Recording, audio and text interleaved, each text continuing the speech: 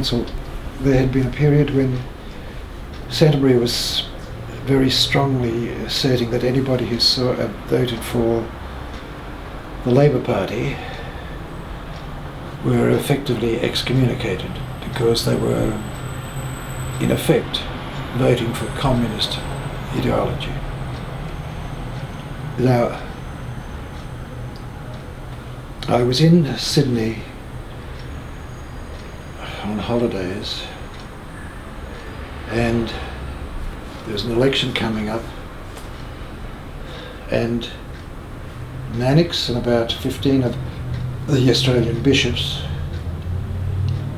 had come out with this thing that no Catholic could in conscience vote for the Labor Party. And I was with Ted Kennedy and Roger Pryke that night in a presbytery. Roger, I think, was chaplain to the university at that stage.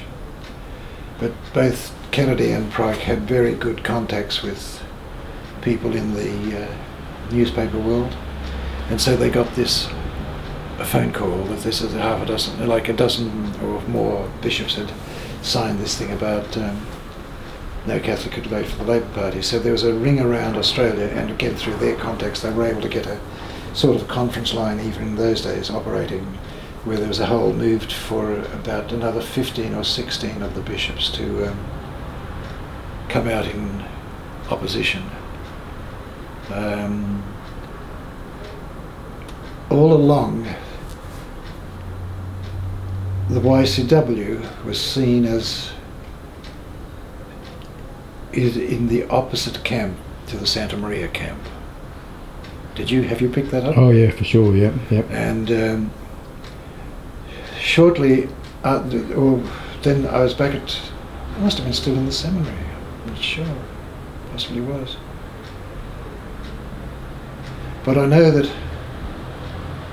there was a conference in Melbourne at one of the other holiday periods around that time, where we knew that half the bishops had come out against Santamaria. It was Morgan Howe who had access to that information and passed it on to us. And then there was this meeting on Catholic Action down in Melbourne, and there were seminarians from all around Australia there, and Santamaria gave some of the lectures.